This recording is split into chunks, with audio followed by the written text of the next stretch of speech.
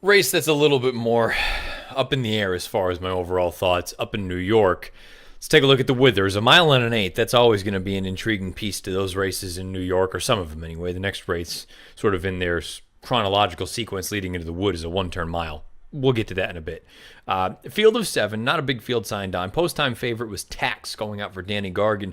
He ran a very credible race in behind Maximus Mischief and the Remsen. Question was now, how would he be able to handle, let's just say, fresh faces and potentially some new up-and-comers?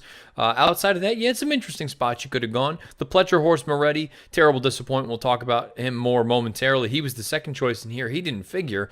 Ultimately, though, you got a heck of a horse race. 3 horses basically across the wire. Here's the stretch run of the Withers.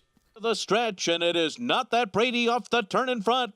Our Brain Trust bearing down, Taxes in tight toward the inside, trying to squeeze on through here. Coming to the final 16th, Our Brain Trust, Not That Brady, and Tax on the inside. The 3 of them across the track. Tax on the inside. Our Brain Trust, Not That Brady, fights on between those 2. These 3 coming down to the line in the Withers, and Tax does it. Tax by a head. Tax prevails as the 2-1 favorite. He gets the job done over Not That Brady, who finishes second at 8-1, and Our Brain Trust, 1 of 2 in here for Mark Casse, runs third at odds of 7-2. Let's talk about Tax a little bit. He's 2 of 4 lifetime, never been out of the money in 4 lifetime starts, over 186,000 career earnings, owned by R.A. Hill Stable, Reeves Thoroughbred Racing, Lynch, Hugh, and Corms Racing Stable. Trained by Danny Gargan, bred by Claiborne Farm and Adele B. Dilschneider in Kentucky, ridden to victory by Junior Alvarado. The pedigree at the bottom of the horse card, he is by Arch out of a Giant's Causeway mare named Toll. Speed figure wise, this one passes the smell test. Tax gets a 96 buyer and a 118 time form U.S. rating. Not That Brady, a 95 buyer and a 119 time form U.S. rating. And Our Winston, a 95 buyer. Our Brain Trust. Sir Winston ran fourth. Our Brain Trust, a 95 buyer and a 118 time form U.S. rating. Visually, it's one of those tough things. Whenever there's 3 horses across the track at the wire, makes you think about the quality a little bit. And we won't really know until these horses come back. Keep in mind, the top 2 finishers at one time were both $50,000 claimers. So there's at least reason to, before you go totally fall in love with any of these horses, there's at least reason to kind of pull back and wait and see what happens in their next start wherever they should go. But I like that Tax showed a little bit of gusto, a little bit of oomph. The fact that he squeezed through down on the inside, that's not an easy situation for a horse at this time in the year and this time of their career. Still very lightly raced. Went on with it very, very gamely. Didn't quite finish. And I mean, we're splitting it by, really, really small margins here. The slowest of the top 4 as far as the final eighth of a mile is concerned. So that's something to just keep in the back of your mind going forward. Danny Gargan regarding Tax, he said he ran such a big number, there's a big chance I just wait for the Wood Memorial. He ran good off the 9 weeks. He likes the track, obviously. Again, this is a situation where I don't blame the connections. Very similar to what we saw down in South Florida with Harvey Wallbanger. At this point, you've got a decent amount of points in your back pocket. Sit on it. You know the mile and an eighth isn't an issue. You know the track's not an issue. And the good news here, the difference between a horse like Tax and Harvey Wallbanger, Tax has run fast for his generation at this point. He's run 11 points faster than Harvey Wallbanger has at this point. So there's real reason to believe, you know what? Tax, sit on him. Keep him happy, keep him sound, and get him ready to go for the Wood Memorial. And I think he has to be viewed as a player there. We'll see what happens leading up to that point. But right now, yeah, you've got to look at this as an interesting horse. I know there's that cliche, and look, it's a cliche, but at the same time, there's truth to it. That the New York path in recent memory, New York and Kentucky, leading to the Kentucky Derby, has not been productive. Neither of them have. Whether you're going through Keeneland or whether you're going through Aqueduct, they just have not been very productive races as far as the Derby is concerned. Having said that, for the longest time, I can't remember, it was before I'll Have Another One, Southern California had a big gap, big dry spell. Everybody went through Florida, everybody went through New York, all sorts of different things. Things come to an end. It's all cyclical for one reason or another. All it takes is one. And perhaps that's the year of this year for New York. We'll find out. Tax, this was a good effort. I really like the effort from Not That Brady. I'm not taking anything away from Tax. I think Not That Brady ran the best race. He was incredibly wide going into that first turn. He's about 6 paths off the rail. And I thought Raylu Gutierrez did the right thing by using this horse, going up, clearing off to the front, put about a length and a half on the field. This horse set legitimate fractions, not fast, but not slow. 23-2, 47-1, 11-2 for 3/4. They stopped the clock in 50-1.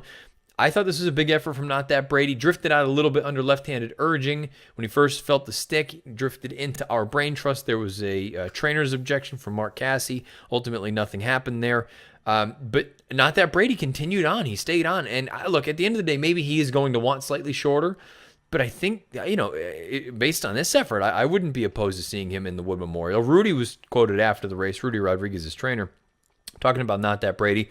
We're going to try to run him here in New York. He looked like he ran a very good mile race. He's training over here.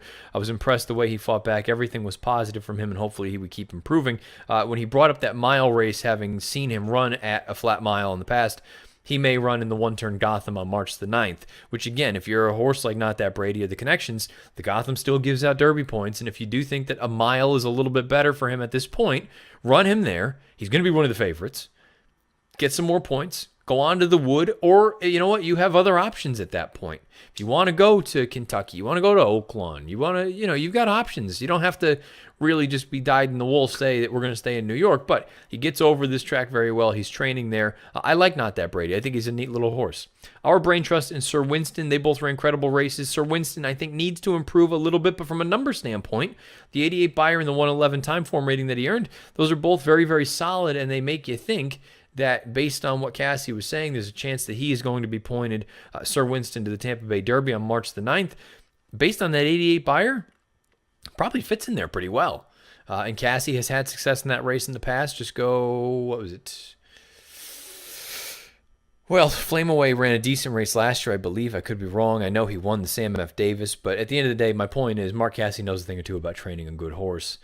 Sir Winston could go there. Our Brain Trust could stay here, or he could be pointed to the Rebel out at Oaklawn on March the 16th. So we'll find out. There are a number of spots for these horses to go. The only other one to touch on, I suppose we can touch on Lucky Lee, but he really got the acid test and didn't pass it. Same goes for Moretti. Moretti was just a dumpster fire in this race.